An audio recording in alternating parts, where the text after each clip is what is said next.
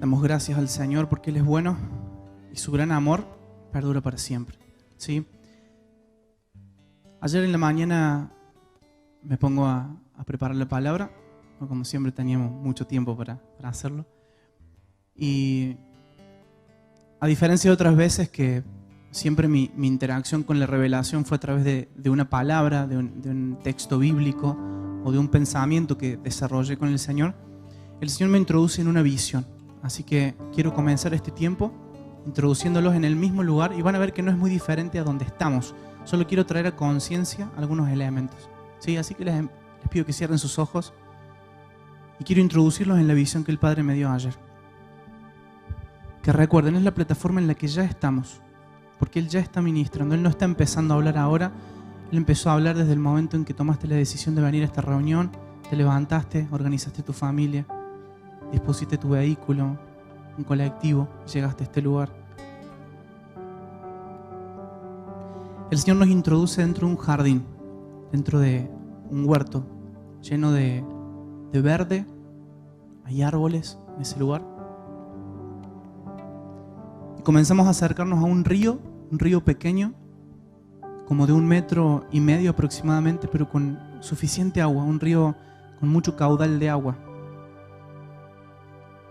Y en un momento del río hay como unas pequeñas piedras que forman una cascadita chiquitita de no más de 20, 30 centímetros y nos acercamos a ese lugar y metemos nuestras manos en el agua y en la cavidad de la mano empezamos a beber. Empezamos a beber y todo nuestro cuerpo está siendo renovado.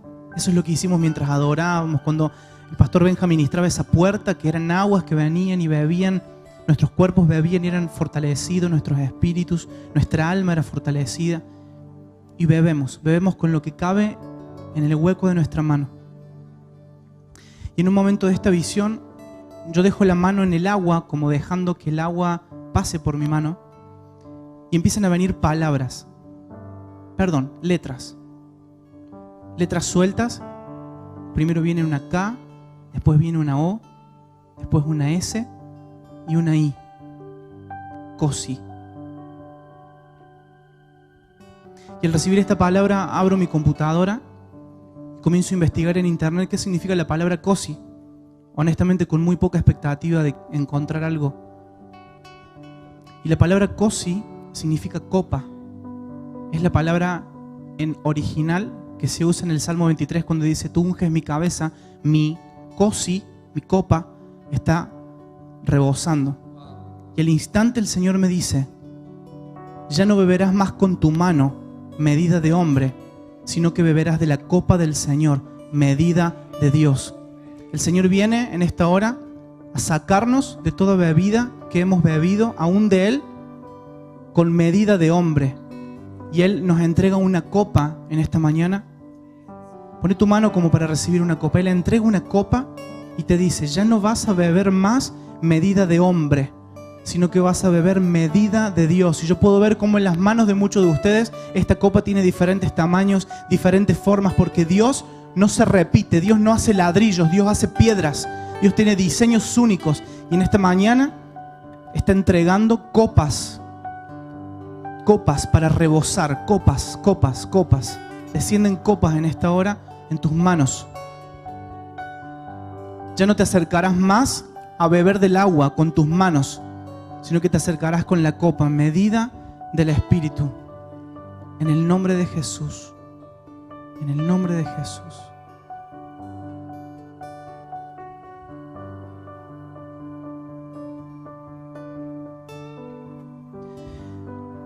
Amén.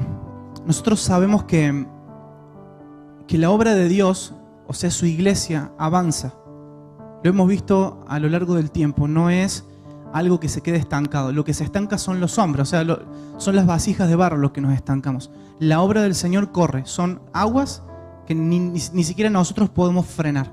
Lo que Dios quiera hacer, Él lo hace. En esta generación o en la próxima, Él lo hace. ¿Por qué? Porque no depende de nosotros. Porque la obra de Jesucristo depende de el que la sostiene. ¿Sí? Es Él. Pero a veces nuestros huertos son estancados, son frenados, son retenidos por causa de nuestra alma. Y de eso quiero hablarles, ¿sí? Les quiero hablar acerca del huerto. Una palabra muy linda que el Señor me dio ayer. Una visión diferente del huerto. Por eso quiero comenzar leyéndoles algo que escribí hace unos años. Y cuando empiezo a meterme en el huerto, en esta visión que les decía, se me viene esto. Y quiero hablarles y leerles acerca del primer amor. Presten atención. Cada vez que nos acercamos por primera vez a un objeto que deseamos, experimentamos el primer amor. Por ejemplo, cuando éramos jóvenes, bueno, algunos seguimos siendo jóvenes, pero cuando éramos más jóvenes y comprábamos nuestro primer auto usado, ese auto, aunque quizás con muchos kilómetros y fallas mecánicas, se convirtió en el mayor placer que podíamos tener, porque era nuevo. Lo amábamos tanto que constantemente lo manteníamos limpio, procurábamos su buen estado, cosa que a veces con el tiempo se diluye. Pasado el tiempo comenzamos a usarlo como parte de la cotidianeidad. Aprendimos a usarlo por completo, inclusive conocíamos todas esas mañas que a veces tienen los autos viejos. Ese auto pasó a formar parte de tu rutina y poco a poco dejó de ser tan especial. Y esa sensación del deslumbre, del comienzo, fue desapareciendo. Hasta que actualizaste tu auto por otro auto un poco más nuevo, o quizás un 0 kilómetro, y el proceso vuelve a comenzar. Esa experiencia del primer amor. La experiencia del alma en relación al primer amor es buena. Es natural que la tengamos al acercarnos por primera vez a nuestro objeto de deseo. El problema se presenta cuando comenzamos a ser experimentados en ello, ¿sí? O sea, esa sensación del alma, esas maripositas en el estómago, son naturales y son esperables. El problema se presenta cuando nosotros ya somos experimentados en aquello que en un momento fue el objeto de nuestro deseo. Y nos acercamos a esa línea donde el primer amor ya no es tan apasionado por el simple hecho, escuchen, de creer que no tenemos más nada por descubrir. El primer amor, uno de los primeros indicios, o sea, lo que hace que el primer amor se seque, es que creamos que no tenemos más nada por descubrir. Cuando conocemos a una persona y nos enamoramos, su personalidad, su físico, su carácter, su historia, su risa, todo en ella te apasiona. El primer amor surge y estás dispuesto a darlo todo.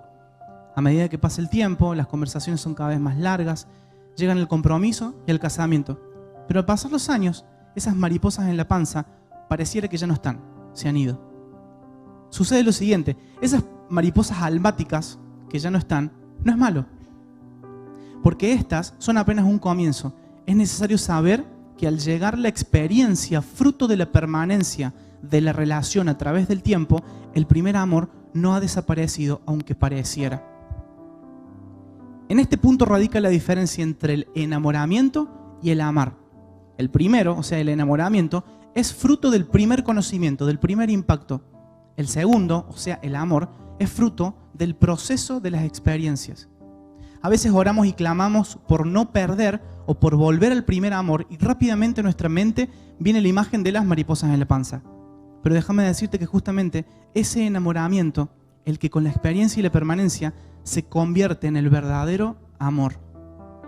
En 1 Corintios 13 se nos describe un amor que está lejos de las mariposas en el estómago. Es un amor que pasó de ser una emoción y se transformó en la decisión de permanecer, y esa decisión se manifestó la esencia del verdadero y real amor. Ahí se manifiesta Cristo, un amor maduro.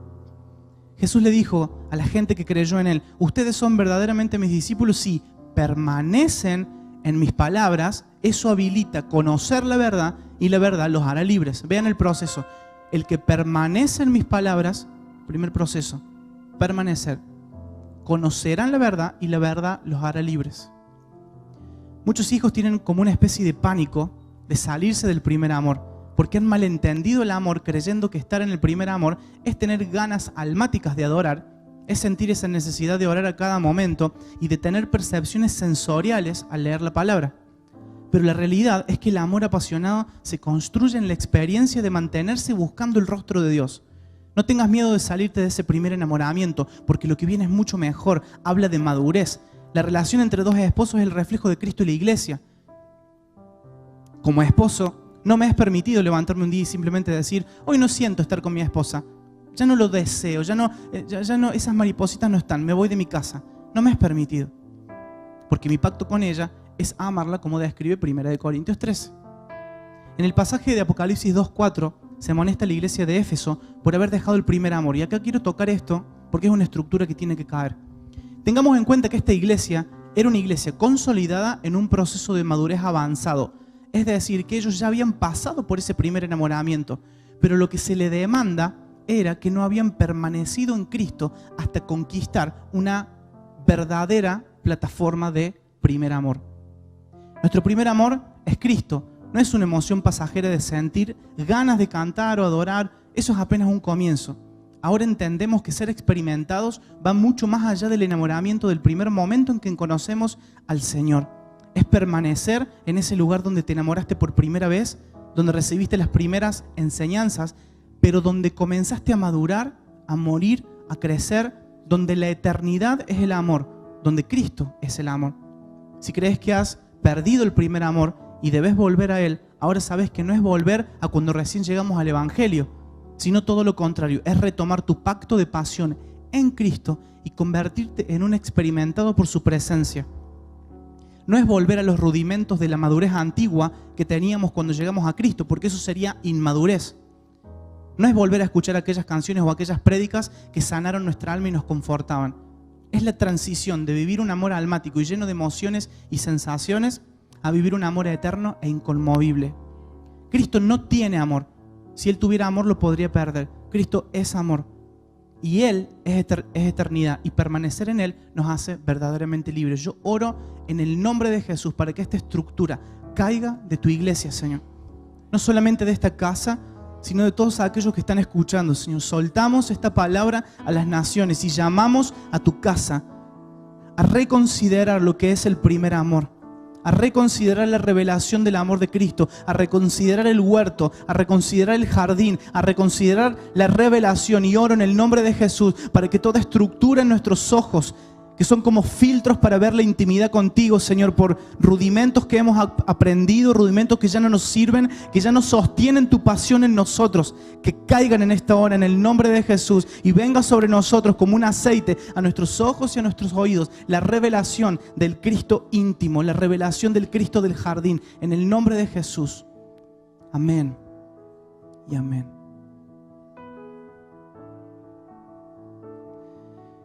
Me era necesario leerles esta visión del primer amor, porque todo lo que vamos a hablar ahora tiene que ver con el huerto. Y yo sé que huerto, cuando yo les digo, voy a predicar del huerto, muchos de ustedes dijeron, ah, sí, ya sé. ¿Por qué? Porque se nos ha predicado muchísimo del huerto. Y tenemos una visión. ¿Se acuerdan cuando hace alrededor de 2 años el pastor Seba empezó a predicar acerca del Evangelio del Reino, de un Evangelio más completo, de que la puerta era la cruz? No, más de 2 años, hace como 6, 7 años. Desde Sanidad Integral para acá, que la cruz era la puerta, que había mucho más. Bueno, yo creo que en relación al huerto es tiempo de salirnos de esa puerta, que fue el momento que nos sanó, fue el momento donde recibimos la paternidad, y entrar en un primer amor dentro de la intimidad, dentro del huerto, mucho más maduro. Amén. Bueno, hay muchas características en la palabra de Dios acerca del huerto. Yo solo me voy a enfocar en 3 historias que nos hablan de un jardín. Y vamos a comenzar por Génesis, claro. Génesis capítulo 2, el versículo 4 en adelante. Dice: esta es la escritura del origen de los cielos y la tierra cuando fueron creados. En el día que Elohim hizo tierra y cielos, no había ninguna planta del campo, ni había brotado aún en la tierra ninguna hierba del campo, porque Elohim no había hecho llover, ni había hombre para labrar el suelo. Acá hay 2 elementos que nos dicen cuando no hay un jardín. No había agua, por lo tanto no había plantas. Ese es el primer elemento. Y el segundo elemento somos nosotros. No había hombre. Sino que subía de la tierra un vapor que regaba la superficie del suelo. Y del polvo del suelo el Señor formó al hombre, insufló en sus narices aliento de vida, y el hombre llegó a ser alma viviente. Adonai, Elohim, plantó un paraíso, un huerto en Edén al oriente, y Aleph Tab significa alfa y omega, puso allí al hombre que había formado. Y ahora sí, del suelo hizo brotar Elohim todo árbol agradable a la vista. Tercer elemento, agradable a la vista. Cuarto elemento, bueno para la comida. Y en medio del paraíso estaba el árbol de la vida y el árbol del conocimiento del bien y del mal. Un río sale del Edén, acá tenemos otro elemento, para regar el paraíso. Y de allí se divide en 4 cauces. El primero se llama Pisón, que es el que rodea la tierra de Ávila, en donde está el oro. Y el oro de aquella tierra es bello. Allí está el rubí y la piedra de ónice. El segundo se llama Gijón. Este es el que rodea toda la tierra de Cus. El tercero se llama Hidekel, que fluye al oriente de Asiria. Y el cuarto río es el Éufrates. Tomó pues Adonai, Elohim, Aleftab, Alfa y Omega. Estoy leyendo la versión textual, por eso hay muchos nombres. Tomó al hombre y lo puso en el paraíso para que lo cultivara y lo guardara. Y Adonai Elohim puso sobre el hombre un mandamiento diciendo: de todo árbol comerás libremente, pero del árbol del conocimiento del bien y del mal no comerás. Amén. Vamos reteniendo estos elementos que aparecen. La segunda historia que vamos a leer está en el Salmo 23, famosísimo Salmo 23.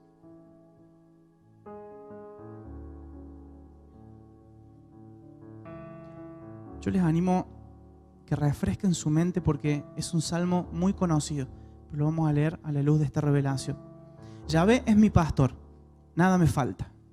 En lugares de tiernos pastizales, Él me hace descansar. Junto a aguas de reposo, me conduce. Restaurará mi alma, me guía por sendas de justicia, por amor de su nombre. Y acá David, al ver el panorama del jardín, responde con esto: aunque ande en valle de sombra y de muerte, fíjense cuál es la respuesta de ver el jardín de Dios. Aunque ande en valle de sombra y de muerte, no temeré mal alguno porque tú estás conmigo.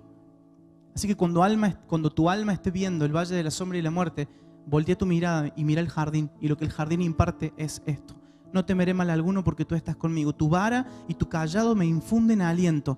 Aderezas mesa delante de mí en presencia de mis angustiadores. Has ungido mi cabeza con aceite. Mi copa, ¿sí? Recién hablamos de la copa, está rebosando.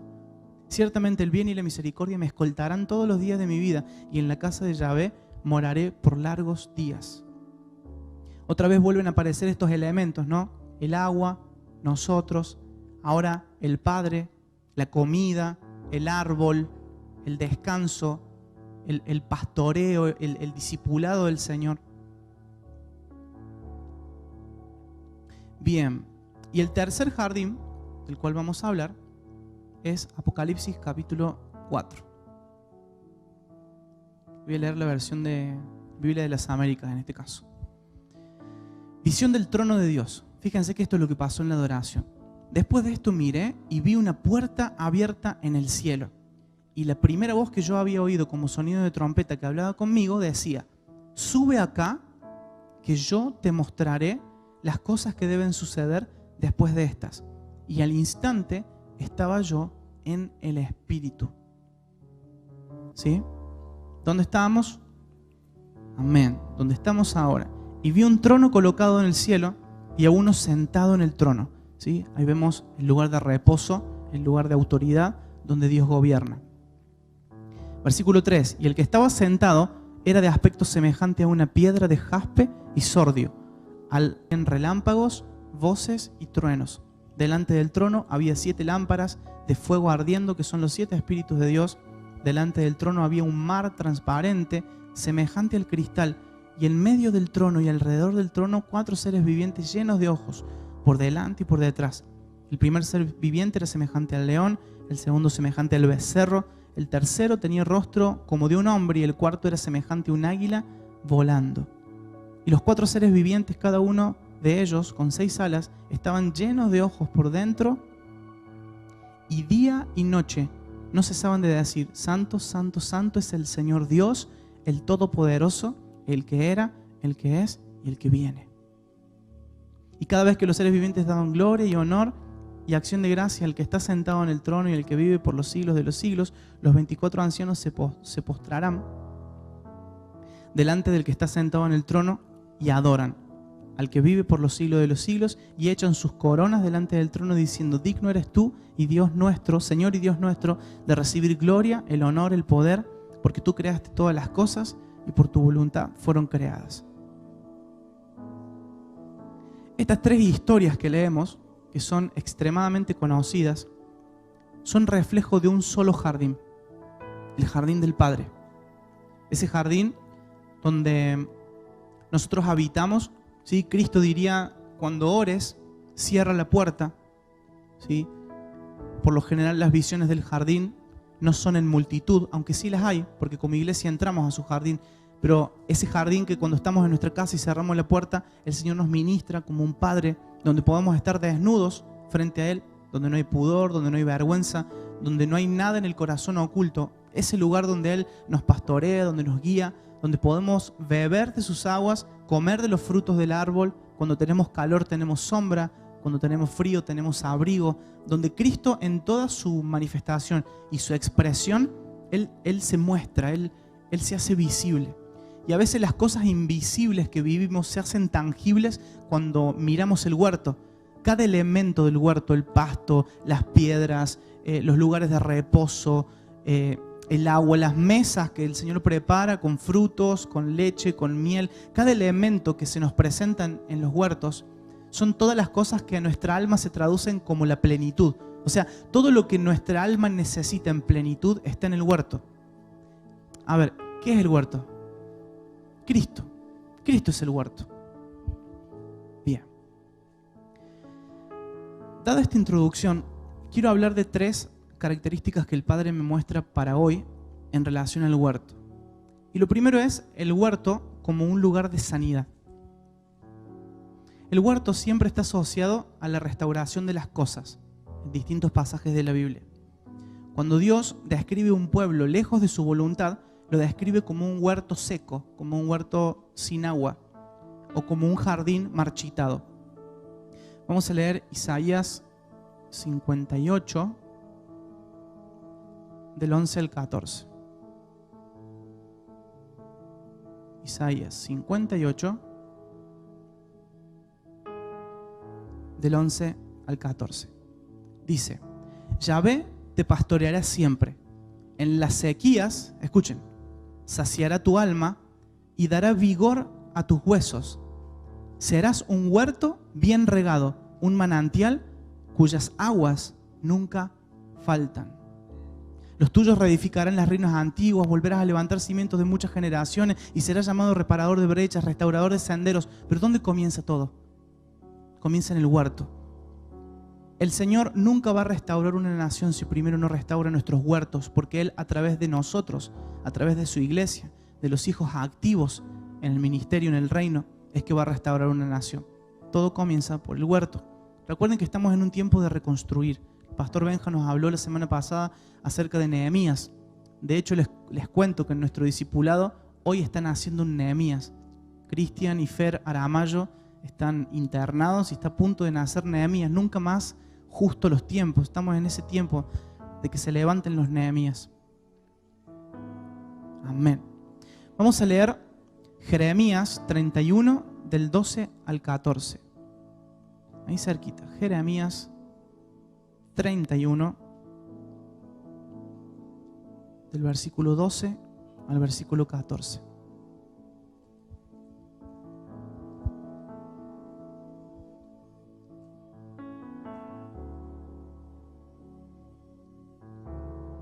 Dice: y vendrán con aclamaciones a la altura de Sión, afluirán hacia los bienes de Yahvé, al trigo, al vino, al aceite, a las crías de rebaño y a la vacada. Su alma será como un huerto bien regado y nunca más tendrá dolor. Lo voy a leer de vuelta. Vendrán con aclamaciones a la altura de Sión. Ahí tenemos dónde está el huerto. Afluirán hacia los bienes de Yahvé, al trigo, al vino, al aceite, a las crías de rebaño y a la vacada. Y su alma será como un huerto bien regado. ¿Qué es un huerto mal regado? Yo cuando leía esto, no da fruto. Vamos a habilitar este micro. Ayúdenme, lo que tengan, me interrumpen y me dicen. ¿Qué es un huerto mal regado? Bien, que no esté humectado en todas las partes. ¿Qué más? Esto es para que ustedes respondan. Este es el momento en que ustedes tienen la oportunidad de hablar. Bien, que las semillas no dan fruto, no crece. ¿Qué más? No escuché. Descuidado, ¿sí? Con hojas secas. con tierra dura. ¿Sí? Ahí tenemos otro elemento de un huerto mal regado, ¿sí? El corazón endurecido. Recuerden que la palabra asocia nuestro corazón a la tierra. Si somos buena tierra, la parábola de la semilla, corazones endurecidos hace que la semilla no dé fruto. Se me viene la palabra desordenado. Que si algo que no está cumpliendo su función es porque está en desorden. Amén. Entonces la doncella gozará danzando, juntamente con los jóvenes y con los ancianos, porque cambiaré su duelo en alegría. Los consolaré y los alegraré después de su dolor. Yo sé que hoy el Señor va a hacer esto. Y suelto esta palabra para todos los que están en duelo y para todos los que les está faltando el gozo. El Señor hoy va a desatar cadenas para que los que no tienen gozo puedan vivir en libertad. Y en el nombre de Jesús yo declaro esto. Entonces la doncella gozará danzando. Hey, varones, se viene un tiempo de danza para esta casa. Yo lo profetizo en el nombre de Jesús. Comencemos en la intimidad. Perdamos la vergüenza en la intimidad. Hagámoslo. Les está hablando alguien que es de madera balsa para danzar. Yo soy el primero en levantar la mano. Pero se viene un tiempo de danza. ¿O no, Aarón? El otro día charlábamos de esto. Porque cambiaré su duelo en alegría. La manifestación del cambio del duelo a la alegría es la danza. ¿Sí? Los consolaré y los alegraré después de su dolor. Saciaré el alma de los sacerdotes con grosura y mi pueblo será saciado con mi benevolencia. Así dice Yahvé. Versículo 15. Voz fue oída en Ramá, lamentaciones y amargo llanto. Hay un clamor que la tierra está levantando y el Señor está escuchando. Amén. Entonces vemos el huerto como un lugar de sanidad, un lugar donde lo que está seco revive, donde lo que está muerto cobra ese rocío que viene a reverdecer todo. Nosotros hicimos, junto con mi esposa y algunos pastores, un viaje a una cumbre en República Dominicana. Para nosotros fue el desafío de nuestras vidas, probablemente en todo sentido. Y volvimos de allá con una palabra muy fuerte, a pesar de toda la experiencia y todo lo que el Señor soltó en nuestras vidas, algo muy fuerte. Y los chicos que están por ahí más cerca mío, o los que participaron de la última adoración íntima, se van a acordar que el Señor empezó a soplar sobre nuestros jardines, empezó a soplar sobre nuestros huertos para que todo lo muerto reviva y para que venga una nueva revelación de la intimidad madura, no la intimidad romántica, la intimidad que nos sanó, la intimidad inmadura con la que comenzamos, pero al avanzar hemos perdido la intimidad porque no tuvimos una revelación, no tuvimos un fundamento de cómo continuar en ese primer amor. Así que en el nombre de Jesús yo oro para que ese viento que soplaba mientras estábamos en el tiempo de adoración comienza a soplar con mayor intensidad en esta hora sobre nuestros huertos, sobre nuestras familias, sobre nuestros conyugazgos, sobre nuestras paternidades, Señor. En el nombre de Jesús, sopla, Espíritu de Dios, sopla, sopla y escribe esta palabra en nuestro corazón. Cada vez que Dios quiere restaurarnos, nos va a llevar al huerto. Y cada vez que Dios quiere restaurar una nación, primero restaura los huertos. Cada vez que Dios quiere restaurarnos, nos lleva al huerto. Pero cada vez que Dios restaura una nación, va a restaurar los huertos. Si mi pueblo se humillare, buscaré mi nombre, buscaré mi rostro, entrar en mi huerto, yo escucharé desde los cielos, perdonaré sus pecados y sanaré su tierra. Hay una respuesta de Dios a la tierra cuando la iglesia entra en el huerto. El huerto es el lugar donde tenemos todo lo que necesitamos y se traduce como amor, seguridad, identidad y propósito. Se traduce como amor, seguridad, identidad y propósito. Todo lo que tenemos en Cristo Jesús. Cosa que cuando salimos del huerto lo perdemos. Por eso el huerto es un lugar siempre de aguas. Cada vez que en nuestras visiones el Señor nos lleva a un lugar de aguas, nos está llevando al huerto, sea al trono, sea nuestro huerto personal, sea el Salmo 23, por dar los ejemplos que les puse. Cuando vemos agua nos está llevando al huerto. El segundo elemento muy fuerte que aparece, que son los árboles que dan sombra y alimento. Y en Apocalipsis habla de un árbol que sus hojas son de sanidad para las naciones. Hay un fruto para cada mes y sus hojas son de sanidad para las naciones. El tercer punto es el descanso. Siempre el huerto está asociado a un tiempo de descanso. Y cuarto, la presencia de Dios junto con nosotros. El plan de Dios era que Él sea nuestro Dios y nosotros seamos su pueblo. Esa es la gran historia de la Biblia. Si alguien te pregunta, ¿de qué trata la Biblia? De un padre que quiere ser padre de sus hijos, de un Dios que quiere ser rey de su pueblo, de su reino. Entonces en el huerto se produce esta unión eterna. Primer punto, el huerto como un lugar de sanidad. El segundo punto, un huerto como un lugar de adoración, de muerte.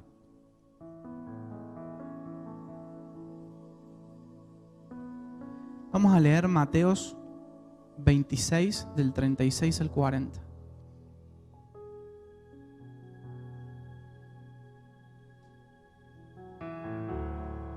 Mateos 26, del 36 al 40.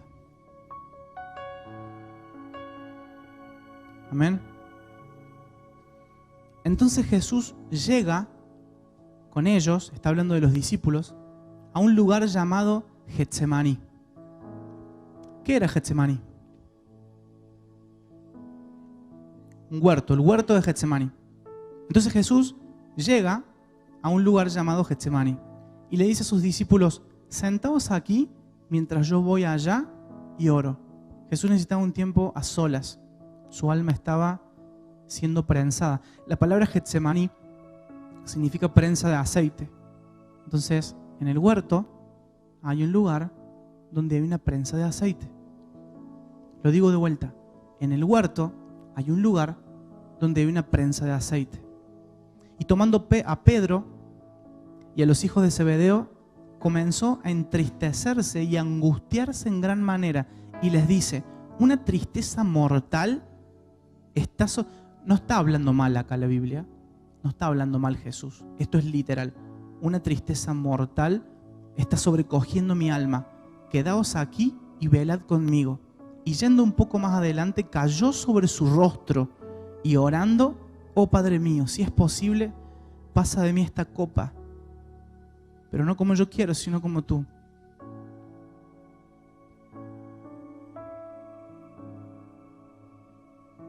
A veces tenemos una imagen. Yo sé que cuando les dije que el huerto era un lugar de adoración, uno dice: sí, voy a adorar. No está hablando de esa adoración. Está hablando literalmente de que Cristo en este acto entrega su alma.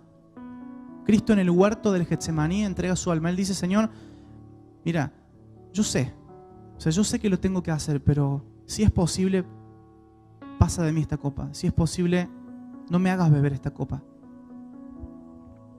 Muchas de las copas que el Señor les entregó cuando empezamos son de este tipo de copas. Hay muchos de nosotros, como iglesia en la nación de Argentina, que estamos en un tiempo de angustia.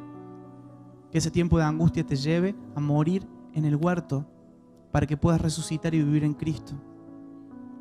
Luego va a los discípulos y hallándolos durmiendo, dice a Pedro: ¿no pudiste velar conmigo ni tan solo una hora?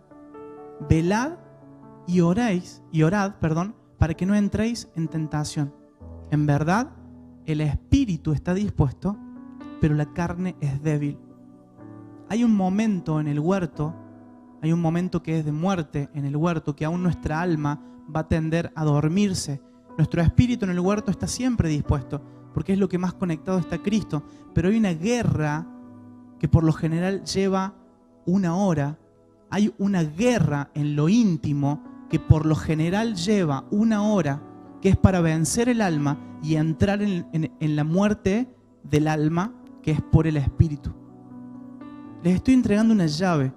Hay momentos en el huerto que nos llevan por lo menos una hora. Esto descalifica nuestras oraciones de 15 minutos. Esto descalifica nuestras oraciones de 20 minutos. A veces llegamos al huerto y queremos entrar a declarar, a profetizar.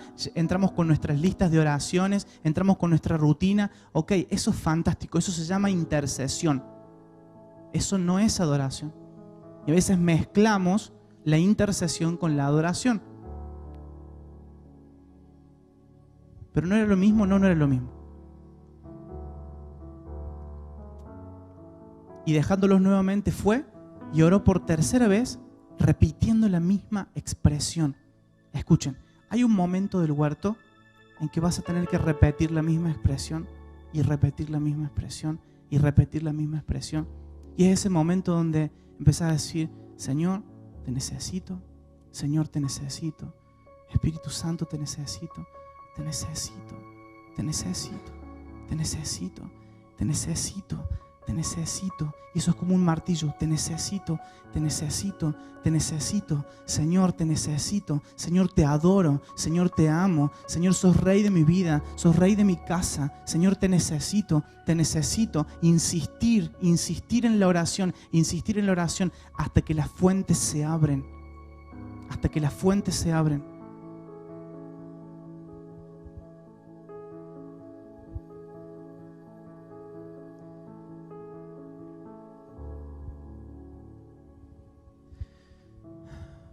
Hay un lugar en el huerto que es prensa de aceite. Vamos a leer Juan 19, del 41 al 42.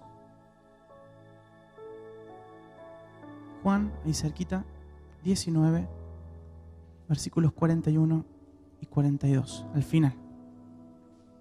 Dice, en el lugar donde fue crucificado había un huerto, y en el huerto un sepulcro. ¿Quién pone una tumba en un huerto?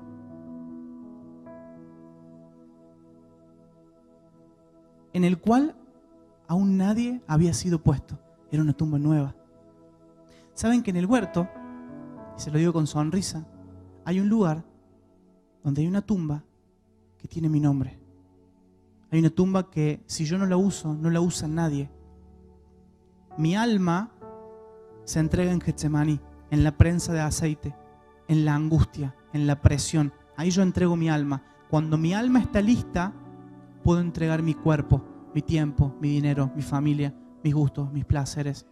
Hay una tumba en el huerto que tiene mi nombre. Pero no puedo llegar al lugar de crucifixión sin primero haber pasado por el lugar de la angustia. Yo sé que muchos están en este primer lugar. Están en el lugar de la angustia. Aún vean qué parte de su alma está en Getsemaní, qué parte de su alma quizás ya está en el sepulcro, qué parte de nuestra alma está en la cruz, o qué parte de nuestra alma todavía está entrando al huerto por las puertas de las aguas. Yo estoy hablándoles de una profundidad del huerto. Esto no está en la puerta. Esto no es lo primero que uno ve cuando entra al huerto. Uno ve el renuevo, ve las aguas, pero hay un lugar, un momento del huerto que empezamos a ser prensados y decimos, Señor, ¿dónde estás? Jesús dijo en la cruz, Padre, te fuiste, me abandonaste. Hay un momento del huerto donde la prensa es tan fuerte que pareciera que estamos solos, pero es el momento donde más cerca estamos de Dios. Es el momento donde sale el aceite que el Padre después usa para encender nuestros espíritus. Y hay un momento en la cruz donde miramos para atrás y hay una tumba esperando. Allí pues, versículo 42, por causa de la preparación de los judíos, porque el sepulcro estaba cerca, colocaron allí a Jesús. Cada vez que hablamos de huerto, automáticamente nuestra mente nos lleva a ver el huerto de forma romántica. Pero estamos viendo de que el huerto es mucho más que eso. El huerto es el primer amor maduro. Y hay un elemento muy importante que el Señor me hablaba que opera en el huerto. ¿Vieron que el pastor Sebastián explica que nuestro corazón, o sea, la maldad, la concupiscencia, lo que mi corazón desea, es como un imán a la iniquidad, o sea, el camino torcido? Hay algo en mí que me seduce, que me engaña, porque el corazón es engañoso. Yo sé que es una palabra que ya saben, deseos del corazón. Y me atrae al camino torcido, me atrae al camino desviado, me atrae a lo que está fuera de Cristo. Dentro del huerto hay una fuerza de atracción hacia todo lo contrario, hacia todo lo opuesto, esta fuerza que es la fuerza de diseño, que se llama pasión. Lo opuesto a la maldad es la pasión. El Señor me decía esto, lo opuesto, lo que contrarresta el camino a la inversa de la maldad es la pasión, y la pasión opera en el huerto. Es una fuerza de atracción que nos lleva a Cristo, nos lleva a entrar en el proceso del huerto. El huerto no es solamente un lugar de sanidad, como veíamos, porque para todos el huerto fue un lugar de sanidad para todos. Pero también el huerto es un lugar de prensa de aceite, es un lugar de angustia, es un lugar de proceso, es un lugar de muerte, de sepultura. Pero ahora vamos a ver que el huerto también es el lugar de resurrección, porque los procesos de Dios son perfectos. Y el tercer punto, hablamos de huerto como sanidad, hablamos de huerto como muerte, adoración. Y el tercer punto que quiero hablarles es del huerto como un lugar de restauración del vino, o sea, del gozo. Revisé muchísimos pasajes en la Biblia y se iba a ser larguísimo poder darles, pero sería hermoso que puedan investigar de esto lo que el Espíritu les incomode, porque cada vez que Dios habla de restaurar el huerto, habla de restaurar las vides y beber el vino, o sea, el fruto de las vides, lo que sacamos de las vides. Y en cada tiempo de restauración hay un vino que cambia. ¿Recuerdan la enseñanza acerca de los odres? Bueno, se nos predicaba el domingo pasado o el anterior que no nos conformemos, o sea, que no tomemos forma en nuestra mentalidad a este siglo, sino que nos renovemos por el Espíritu.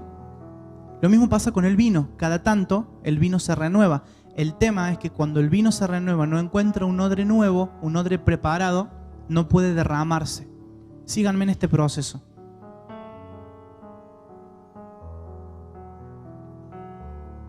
En cada tiempo de restauración hay un vino que cambia. Amós, no lo busquen. 9 dice, el versículo 13 y 14. He aquí vienen días, dice el Señor, en que el labrador alcanzará al segador, al que hace las uvas, al que siembra la semilla. Y las montañas arrojarán vino dulce y todas las colinas se derretirán. Es decir, todo lo que hasta ahora era estéril e infructuoso se desbordará de bendición espiritual. Yo le pido a los salmistas que suban todos y me acompañen. No estoy terminando, pero vamos a empezar a ministrar. Les leo de vuelta. Y las montañas arrojarán vino dulce, mosto, dice otra versión, y todas las colinas se derretirán. Es decir, que lo que hasta ahora era estéril e infructuoso se desbordará de bendición espiritual. Y traeré de regreso a los exiliados de mi pueblo, y edificarán ciudades desiertas y habitarán. ¿Vieron que cuando Dios restaura el huerto, enseguida viene el propósito? Yo restauro tu huerto y vas a restaurar y vas a edificar y vas a... Lo que estamos haciendo requiere de huertos restaurados, porque enseguida Dios restaura el huerto, empieza a correr el propósito, el reloj en el tiempo cronos, empieza a activarse cuando morimos en el huerto. Y traeré de regreso a los exiliados de mi pueblo, edificarán ciudades desiertas y las habitarán, y plantarán viñas y beberán el vino de ellas. También harán huertos y comerán del fruto de ellos. Es tiempo de empezar a hacer huertos en nuestras casas, manifestar esta palabra, así como pasa en el Espíritu. Agarra ese pedacito de patio que tenés, ponete una plantita, ponete un zapallo, habla con Facu que te aconseje, le está vendiendo semillas, tiene todo un proyecto. Es tiempo de activar los huertos. Y los plantaré en su tierra y nunca más serán arrancados. Esta es la promesa de aquel que trabaja en el huerto. Los plantaré en su tierra y nunca más serán arrancados de la tierra que les di, dice el Señor tu Dios.